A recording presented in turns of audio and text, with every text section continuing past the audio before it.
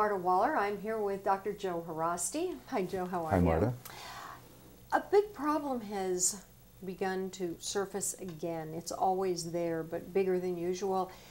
The problem of bullying, cyberbullying, bullying in person, and it has really kind of led to a rash of suicides again.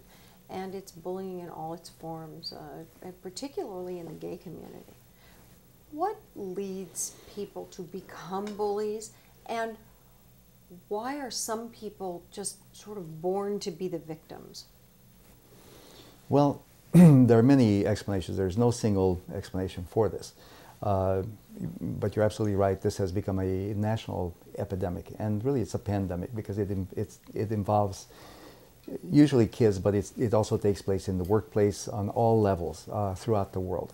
And especially with cyberspace being wide open now, the World Wide Net, since we don't have enough safeguards, enough rules, enough controls within the internet to prevent cyberbullying, it is taking place on all kinds of levels, and even levels that we could not even have imagined 10, 15 years ago.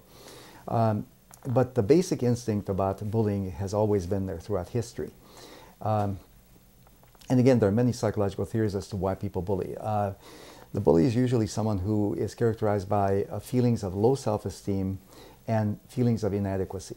They usually come from homes where they don't have enough love, there's not enough affection, where they themselves might be bullied by their parents who project their own inadequacies onto their kids. So there's a lot of emotional and perhaps even physical abuse going on within their homes.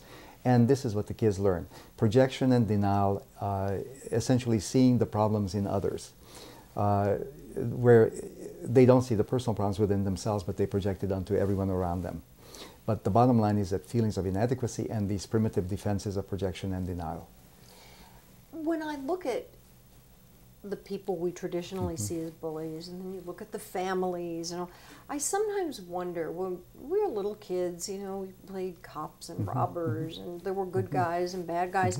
It almost seems that in some ways, and it's not a question of advocating that, we should allow kids to be, whatever, be as violent as they want, but it almost seems like we've tried to create this sort of homogenous, everyone is always good and always operating the same. So little kids are not, they can't sort of be those things in the fantasy world.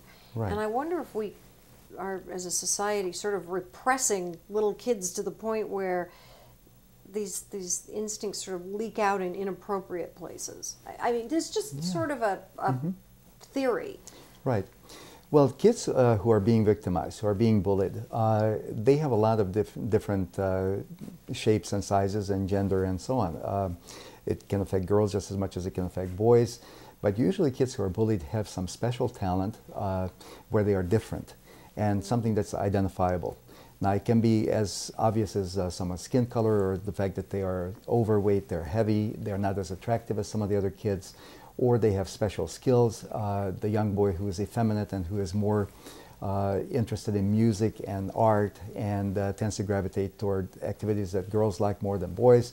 So it makes him look different. So these kids are not picked for the school games, the schoolyard games, they're the last to be picked. And they don't particularly fit in, they don't know how to fit in socially, so they're awkward, and then these differences become magnified as time goes on. So basically, as human beings, we're just not very nice. We're not very nice, and especially when there are no controls, where there's no supervision, and when we're not taught tolerance and to tolerate diversity in all its shapes, sizes, and forms. Diversity is not just about skin color and about ethnic background. It's also about interests and physical appearance, and also artistic talents or sports or whatever. All of that should be equally recognized and accepted by the other kids. And we have to start this at the grassroots level. It really begins with the parents in each home. Well, and that, you bring up a good point. I mean, we're dealing with a big society, and we're dealing with the foundation of sort of, inborn prejudices and belief systems and a society that says, you know, boys do this and girls do this. And as we have discussed in the past, we might want to believe, and the last 50 years, certainly society has tried very hard to make girls and boys be the same, you know, and definitely in the last 35 years where you say, okay, we're going to raise our boys and girls exactly the same because there really isn't a difference. But if you put little boys and little girls in a room with trucks and dolls, the boys are going to pretty much, as a rule, gravitate to the trucks, and the girls will go to the dolls. Absolutely. And you can't change that. Yeah, I mean, we seem to have an archetypal unconsciousness that, of course, Jung had referred to a long time ago, and so it's not surprising that boys tend to gravitate toward more masculine type of activities, and girls like the dolls and playing house and so on.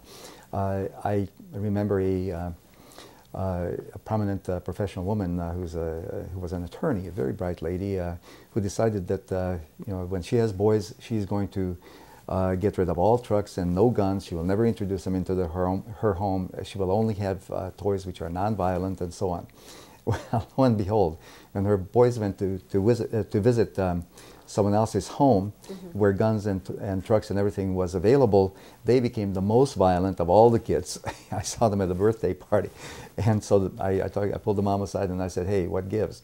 And she said, "I guess boys are going to be boys." So it was interesting to see that. Well, that's, and this is kind of my point. Is I think that, you know, if we try to take who human people are out of themselves instead of guiding them, then some of those innate characteristics become perhaps magnified. Yes. Instead of being things that you, instead of ignoring maybe a tendency towards bullying or something, if you identify it at a young age, and then maybe guide them or teach them or help them maybe overcome that. Sure. Well, I mean, you know, the last 50 to 100 years, our society really has changed. The time where physical strength and brawn and all of those masculine traits were important is gone. That time is gone. I mean, we're in an information age where other skills are far more important, and there's a breakdown in the differences between men and women in terms of our capacities, our abilities, and so on. And I salute that equality. I mean, I'm very happy that, you know, women are recognized for the great people that they are. They always have been. So I'm very glad to see equality on all levels among women. But there's a basic difference, and I would say vive la différence. Well, so, and that having been said, when you see signs of a bullying individual, whether it's a young adult or a child, what can a parent, for example, because we see the bullying primarily starting out in children, what can a parent do when they start seeing this happening? Because they're getting reports from school. Right. What can you do when you see that happening with your child? Well, besides modify your own behavior? Sure. A parent can do a lot of things. First of all, keep the line of communication open with your child. Make it easy for them to talk to you. They will probably be ashamed. They will be less reluctant to talk to you. You have to kind of draw them out. But there are also some warning signs from a child who is being bullied. For example, they will become more withdrawn, more isolated. They might cry more. They will develop school phobia, fear of going to school.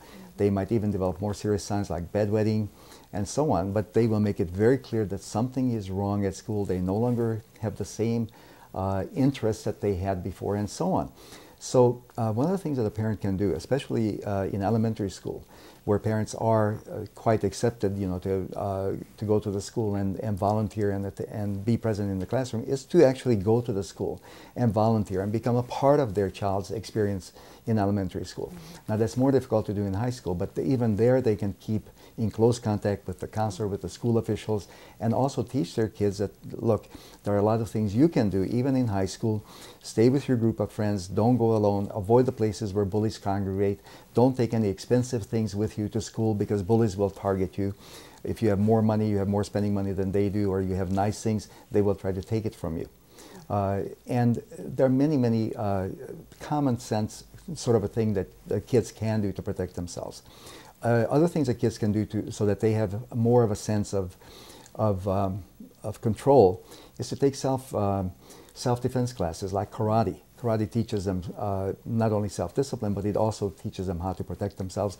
And even if they don't have to use those skills, they will know that they could if someone picks on them.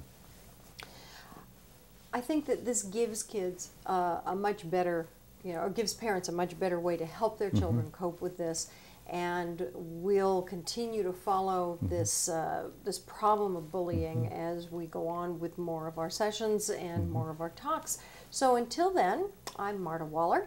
I'm Dr. Joe Haraszti. And we'll keep up with this, and thanks for joining us. Catch you next time.